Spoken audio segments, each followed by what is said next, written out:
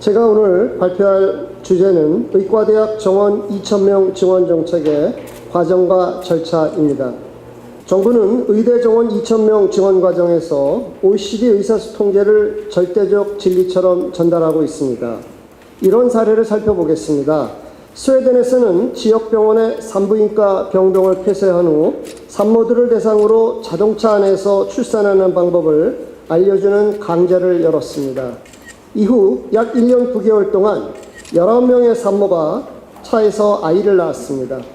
스웨덴은 일반의 진료를 7일, 전문의 진료는 90일 이내 가능토록 하는 것이 정책 목표입니다. 스웨덴은 인구 1000명당 의사 수가 무려 4.3명, 우리나라는 인구 1000명당 의사 수가 2.6명입니다. 어느 나라의 의사 수가 부족한 것인지 쉽게 말하기 어렵습니다. 도나베디오는 구조 과정 결과라는 의료의 질 평가 방법을 확립했습니다. 구조에 해당하는 병원의 의사 수보다 환자가 얼마나 빨리 진료를 받는지 그 과정이 더 중요하고 치료 결과는 가장 중요합니다.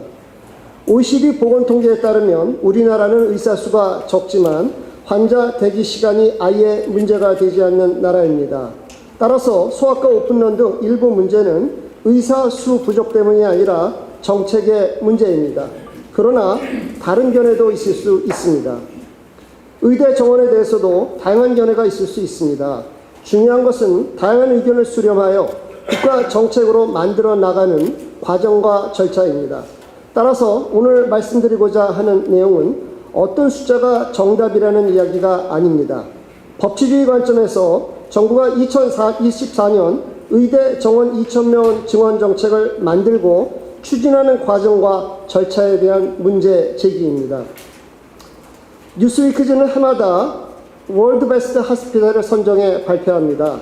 2024년 올해는 250개의 병원 중 우리나라가 무려 17개의 병원이 선정이 됐습니다. 이런 병원들은 주로 수도권의 민간 사립대학 병원들입니다. 그런데 지금으로부터 66년, 1958년 아시아 최고 시설의 병원, 우리나라 최대 병원은 국립중앙의료원이었습니다. 윤석열 정부의 소위 의료개혁을 보면서 이런 의문을 갖게 됩니다. 지난 66년 동안 이름도 없던 병원들을 전 세계 최고 수준의 병원으로 길러낸 의사들이 개혁의 대상인가?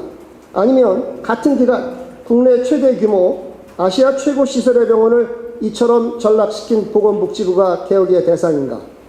오히려 개혁의 대상이 될 보건복지부는 열심히 교육과 연구, 환자 진료에 매진한 의사들을 개혁의 대상으로 국민에게 낙인 찍고 있습니다.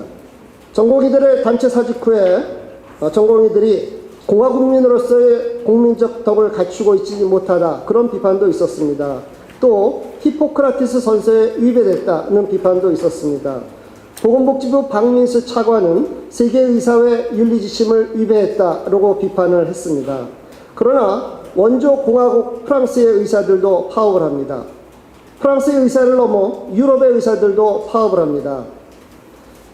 1948년 제네바 선언을 통해서 히포크라테스 선서를 전 세계에 알린 세계의사회는 한국 정부를 향해 의료계를 향한 강압 조치를 중단하라고 촉구한 바 있습니다. 세계의사회장은 의사들의 단체 행동은 기본 권리고 한국 정부의 강경 대응은 세계적으로 드물다고 비판한 바 있습니다. 현행법을 위반했다는 비판을 할 수는 있다고 생각합니다. 그러나 그것을 넘어 원조 공화국에는 없는 가상의 윤리, 히포크라테스 정신에는 없는 가상의 윤리를 만들어 그것을 휘두르는 것은 전근대적입니다. 당연히 의대 정원 증원에 대하여는 찬반 양론이 있을 수 있습니다. 그러나 정부가 의대 정원 증원 정책을 추진하는 과정은 법치주의 관점에서 매우 큰 의뢰를 낳게 합니다. 경찰은 의협 법률 지원을 했다고 10시간 넘게 변호사를 조사했습니다. 대한변협에서는 이에 대해서 강력한 성명서를 발표하고 또 회장님을 비롯한 많은 임원들이 시위 집회를 하여 비판했습니다. 대한변협이 의협을 지지하려고 한 것은 아닐 것입니다. 대한변협은 우리나라 법치주의의 위기를 걱정한 것입니다. 보건복지부 박민수 차관은 전공의들에 대하여 고소 고발을 넘어 검사가 기소하고 금고 이상의 형이 선고받으면 면허 취소하겠다라고 겁박했습니다. 조국 전 교수가 고발됐을 당시 교육부 차관, 행정부 고위관리인 교육부 차관이 조 교수가 기소되어 금고 이상의 형이 선고되면 교수 자격을 박탈하겠다, 이런 발언을 할 수는 없을 것입니다. 최근 한덕수 총리께서는 의료위기 위기를 전공의에게 전가하는 말씀을 하셨습니다. 만일 삼성전자의 경영위기가 왔는데 경영진이 그 책임을 6개월 전 사직한 인턴 사원에게 돌린다면 그것은 매우 이상한 것입니다. 보건복지부 박민수 차관은 3월 8일 이렇게 말씀하셨습니다. 다수의 전공의가 의료 현장을 이탈한 지 3주가 되어가고 있습니다. 그러나 중증 응급 환자는 평시 대비 큰 변동 없이 유지되고 있습니다. 수련생인 전공의가 현장을 비웠다고 의료에 혼란이 생기는 것은 비정상적인 것입니다. 현 의료위기의 근원은 의료 시스템의 문제입니다. 비정규직 근로자인 전공의들에게 주당 최대 88시간을 일하게 만들어 대학병원을 운영케 한 의료 시스템의 문제입니다. 따라서 전공의들에게 현 의료 위기의 책임을 돌리는 것은 야만적 모습입니다. 의대 증원의 합리적 근거를 만들 책임은 보건복지부에 있습니다. 또한 민주정부라면 관련 자료를 공개하고 투명한 논의를 통하여 더 합리적인 결론을 도출할 책임이 있습니다. 윤석열 대통령께서는 4월 1일 대국민담화에서 이렇게 말씀하셨습니다. 2,000명이라는 숫자는 꼼꼼하게 계산하여 산출한 최소한의 증원 규모다. 어떤 연구 방법론에 의하더라도 최소 1만 명 이상의 의사가 부족하다는 결론이다. 정부는 통계와 연구를 모두 검토하였다. 따라서 의료계가 줄여야 한다고 주장하려면 확실한 과학적 근거를 가지고 통일된 안을 정부에 제시해야 한다. 과학이라는 이름은 쉽게 남용되기도 합니다. 대표적인 예는 과학적 사회주의라는 용어일 것입니다. 과학적 사회주의가 진리라고 주장하는 사람들 아래서 수많은 사람들이 희생되었습니다. 6개의 데이터가 있습니다. 이 6개의 데이터의 평균을 낸다고 파란 막대만을 선택해 평균을 낸다면 그것은 과학적 평균이 아니라 주술적 평균입니다. 오영인 등은 2020년 연구를 통해서 시나리오에 따라 2035년 우리나라의 의사 수는 적게는 781명의 공급과잉, 많게는 15,866명의 의사 공급과잉이 추정된다는 보고서를 발표한 적이 있습니다. 버클리 대학의 쉬플러 교수는 2018년 OECD 자료를 이용하여 우리나라 대한민국이 2030년 3,821명의 의사 공급 과잉이 추정된다는 보고서를 발표한 적이 있습니다. 만일 이 두 연구의 결론만을 평균해서 우리나라는 2035년 약 1만 명의 의사가 과잉 공급된다. 그리고 이는 과학적 근거를 갖고 꼼꼼히 계산한 것이라고 주장한다면 정부는 동의할 수가 있을까요? 요컨대 정부는 의사 공급이 과잉된다는 연구들은 빼버리고 선택적으로 자료를 골라 결론을 도출했습니다. 그런 주술적 방법을 사용한 정부는 마치 입증 책임을 전환하듯이 의료계에 과학적 근거를 내놓으라고 요구하고 있습니다. 정부가 과학적 근거서로 내는 새 보고서입니다. 새 보고서 어디에도 의대 정원을 매년 2,000명 증원해야 한다는 과학적 근거는 없습니다. 새 보고서의 저자들조차 자신들의 보고서를 2,000명 증원의 논거로 삼는 것은 부적절하다고 비판했습니다. 윤석열 대통령께서는 의료계 단일화를 가져오라고 말씀하십니다. 통상적으로 의료계를 대표하는 곳이라면 의사협회, 의학회, 개원의협회, 전국의과대학 교수협회 등이 있습니다. 이들 단체는 이 사태 초기부터 일관된 단일한 입장을 표명해 왔습니다. 물론 대한병원협회는 다른 견해를 갖고 있을 수도 있습니다. 대한병원협회는 사용자 단체입니다. 이런 의견들을 조율하는 책임은 정부에 있습니다. 그러나 정부는 자신의 일은 하지 않고 마치 한국노총, 민주노총, 경영자 총연합회에 단일한 의견을 가져오라고 요구하는 태도를 보이고 있습니다. 윤석열 대통령께서는 대국민담에서 이렇게 말씀하셨습니다. 대한의사협회와 보건복지부 양자협의체인 의료현안협의체에서는 2023년 이후 무려 19차례나 의사 증원 방안을 논의해왔다. 증원 규모를 비밀로 한 채 논의했다고 하면 그것은 정말 논의를 한 게 아닙니다. 필자도 저도 참여한 의료현안협의체에서 의대 정원 규모는 전혀 논의되지 않았습니다. 의대 증원 집행정지 소송의 결정문에서도 2,000명이라는 숫자는 2월 6일 조기용 장관이 발표 직전 보건의료정책심의위원회에서 처음 등장했다고 밝히고 있습니다. 윤석열 대통령은 대국민 담화에서 국민을 속이고 거짓말로 의료계를 나쁜 집단으로 낙인 찍은 것입니다. 민주주의의 초석은 투명성과 정보 공개입니다. 일본은 후생노동성사나 의사수급분과에서 의대 정원을 논의합니다. 이들의 토의 내용은 인터넷에 전부 공개되어 있습니다. 반면 조규영 장관은 조정심 의원들에게 미리 회의 자료도 주지 않고 1시간 만에 2,000명 증원이 의결되었다고 회의를 끝내고 발표했습니다. 의대 정원 배정심사위원회는 누가 회의에 참석했는지도 알 수 없고 무슨 근거로 배정했는지도 알 수 없고 회의록도 없습니다. 이게 정부의 배정 결과입니다. 배정된 모든 학교들이 0으로 끝나는데 유독 강원대 의대만 132명 2로 끝납니다. 이것은 2000이라는 숫자에 맞춰서 꽤 맞춰 배정했다는 명확한 증거입니다. 최근 정부는 추석에 문 여는 동네 의원을 강제 지정해야겠다고 밝힌 바가 있습니다. 그래서 대구의 한 개원이가 만약 직원이 추석 근무를 거부할 경우 강제 출근과 근로가 가능한 것인가? 라는 유권 해석을 의뢰했습니다. 고용노동부와 보건복지부는 답을 하지 않고 있다고 합니다. 다만 대구 중부보건소는 당직 의료기관으로 지정되지 않은 병의원이 연휴에 운영하더라도 직원의 출근을 강제할 수 있는 조항은 없다고 답변했습니다. 답변하기 좀 어려운 상황에서 간접적으로 의사를 표명한 게 아닌가 생각이 됩니다. 정부는 그동안 각종 행정명령을 남발했습니다. 2월 7일 전국 수련병원의 집단 사직서 수리 금지 명령을 발동하고 한참 뒤인 6월 4일 사직서 수리 금지 명령, 진료 유지 명령, 업무 개시 명령을 철회했습니다. 근거 조항은 의료법 제59조의 지도와 명령 조항입니다. 사직서 수리 금지 명령에 대해서는 여러 가지 법적 의문이 제기됩니다. 첫째, 추상적, 일반적 법률 조항에 근거한 행정명령으로 사직과 같은 근본적인 직업의 자유를 훼손할 수 있는지 지극히 의문입니다. 추석 때 일시적으로 강제 근로를 시키는 것보다 사직서 수리 금지 명령으로 퇴직의 자유를 침해하고 지속적으로 강제 근로를 시키는 것은 기본권 침해의 정도가 비교할 수 없을 정도로 중대합니다. 일반 진료에 비해 응급진료는 훨씬 더 긴박하며 공익성의 정도가 더 높습니다. 그럼에도 불구하고 의료기관 직원들을 강제 근로시킬 수 있다는 법적 근거를 찾기 어렵습니다. 따라서 의료법 59조 1항에 국민보건에 중대한 위해가 발생할 우려가 있는 요건은 매우 엄격하게 해석해야 합니다.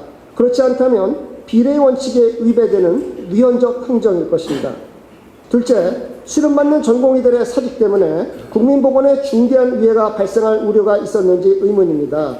우리나라 의료기관 수는 2022년 현재 10만 개가 넘습니다. 이 중 단 221개의 병원이 그 병원에서 일하는 비정규직 전공의들이 사직한다고 해서 국민보건에 중대한 위해가 발생할 수 있다는 것은 과도한 해석입니다. 전공의가 병원을 떠난 후 6개월 지난 후의 위기는 전공의 사직 때문에 발생한 것이 아니라 대학병원이 전문의 인력을 충분히 고용하지 않았기 때문에 발생한 것입니다. 그것은 의료 시스템의 문제입니다. 셋째, 정부가 거의 4개월 동안 사직서 수리 금지 명령을 유지한 것은 강제 노동을 강요한 것이며 직업의 자유를 침해한 위헌적 행정입니다. 더 나아가 보건복지부는 수련기관이 월급을 지급할 의무가 없다는 공문을 전송한 바 있습니다. 결국 보건복지부는 전공의들을 중세에 장원에 예속된 농노로 만들어 놓고 전공의들이 일을 하지 않는다고 식량을 주지 않은 것에 비교할 수 있습니다. 이는 민주주의 국가에서 있을 수 없는 인권 유린입니다. 넷째, 보건복지부는 무차별적인 사직서 수리 금지 명령으로 근로관계가 시작되지도 않은 인턴 예정자나 레지던트 예정자들의 권리도 침해했습니다. 전공의와 수련병원 간의 근로관계는 다소 복잡합니다. 아래와 같이 7가지 유형으로 나눠볼 수 있는데요.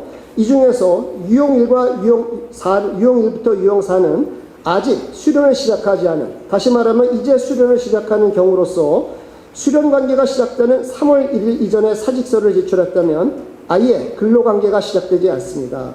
그럼에도 불구하고 정부는 무차별적으로 인턴과 신규 레지던트에 대해서까지 사직서 수리 금지 명령을 적용했습니다. 고등교육법에는 소위 4년 예고제라는 것을 규정하고 있습니다. 그래서 2025년 의과대학 입학을 위한 대학 입학 전형 시행 계획은 이미 1년 10개월 전인 2023년 4월에 이미 발표됐습니다. 정부는 그것을 뒤집어 불과 9개월 전인 2024년도 5월에 번복해서 발표한 것입니다. 그런데 최근 대통령실 고위 관계자는 대학 입학 정원은 2년 전에 결정해야 하는 만큼 2026년 의대 정원은 이미 확정됐다며 협의 대상이 아니라고 밝혔습니다.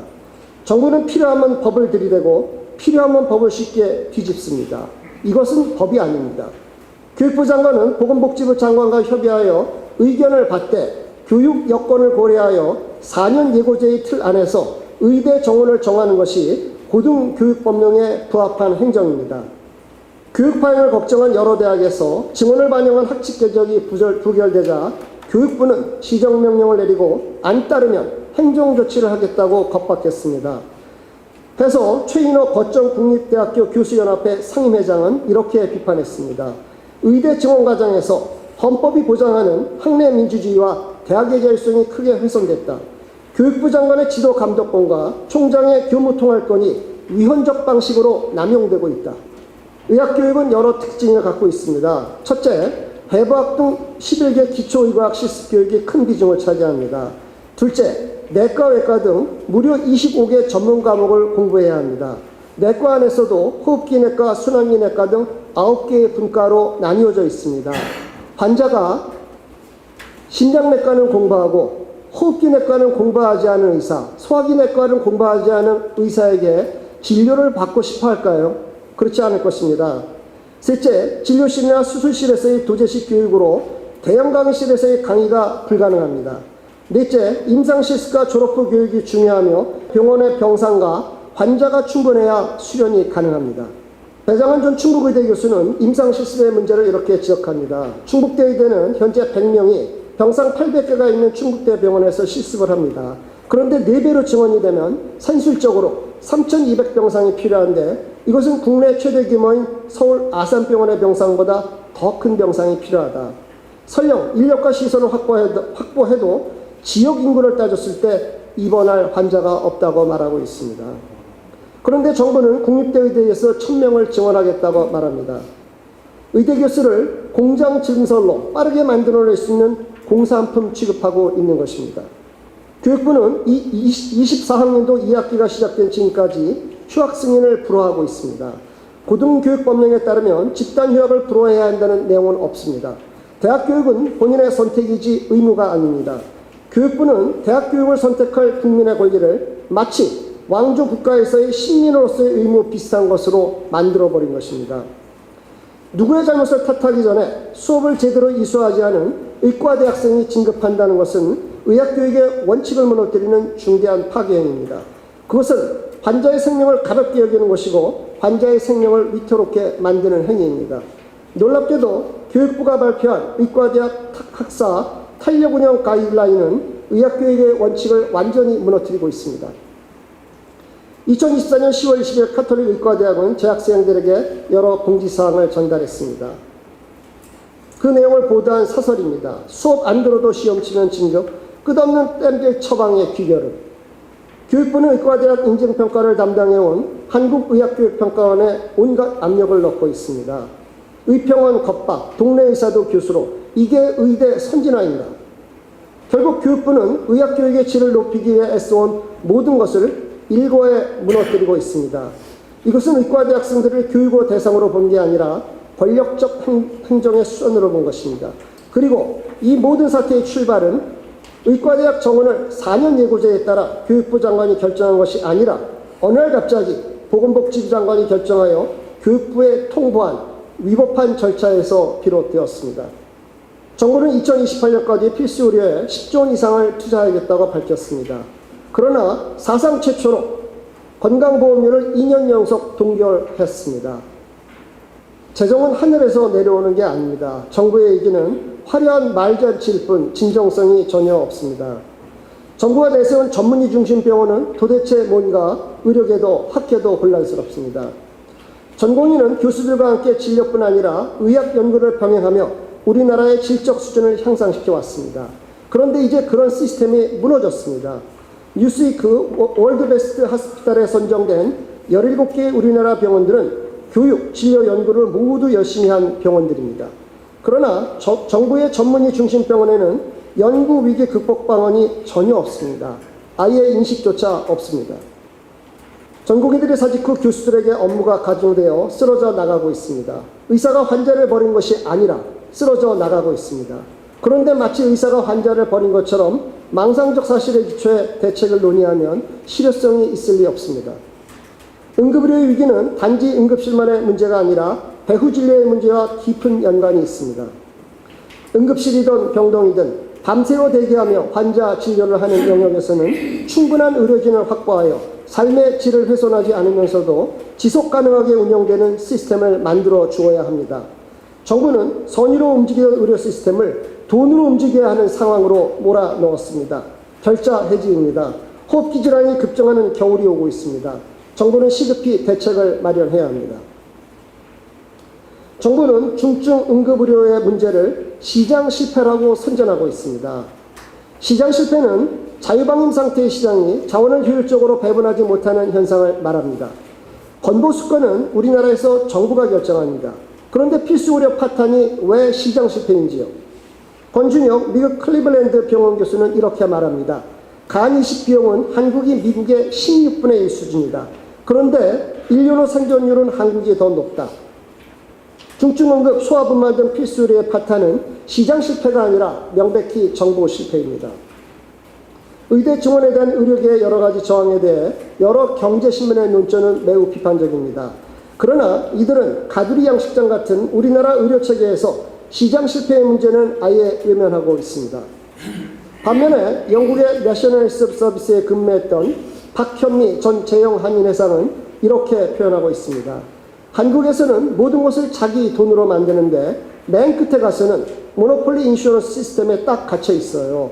프라이빗 하스피탈의 모든 리스크는 운영하는 사람이 지는데 리스크를 하나도 안 지고 가격만 딱 정해준 정부가 있는 거예요.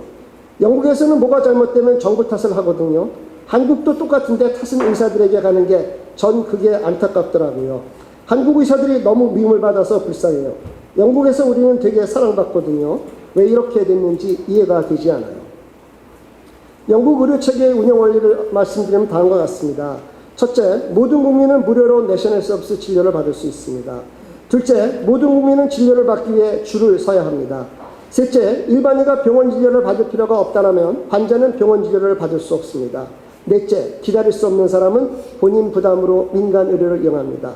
다섯째, 영국의 의사들은 내셔널 서비스에 강제로 동원되지 않습니다. 본인이 원하면 독립적인 민간 병원에서 일을 합니다. 소금 민주주의 의료체계는 대체로 이와 비슷합니다.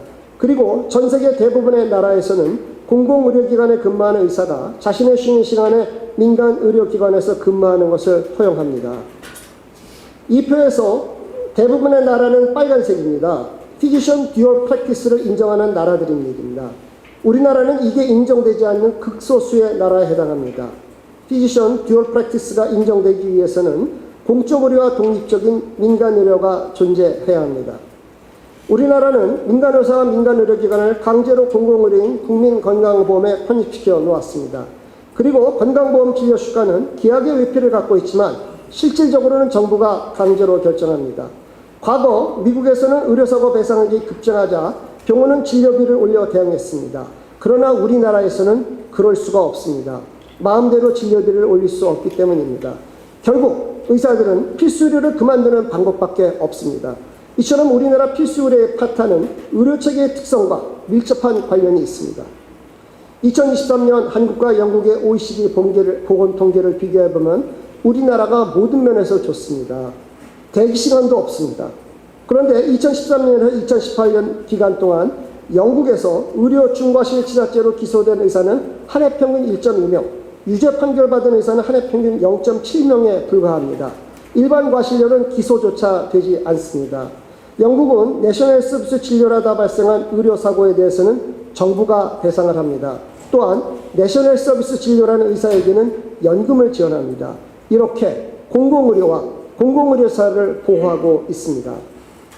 정부는 의대 증원으로 낙수의사를 만들어 이들이 필수의료에 헌신하게 하겠다는 의도를 갖고 있습니다. 그런 방법으로 필수의료의 위기를 극복할 수 없습니다. 우리나라 필수의료의 위기는 유한기한 강제지정대와 강제수가 그리고 현재 사법 시스템 아래에서 위험도는 매우 높은데 부상은 적고 삶의 질도 평생 훼손되기 때문입니다. 이러한 불균형을 해소하는 것이 가장 중요하며 근원적인 대책입니다. 이상 준비된 내용을 모두 마치겠습니다. 경청해 주셔서 감사합니다.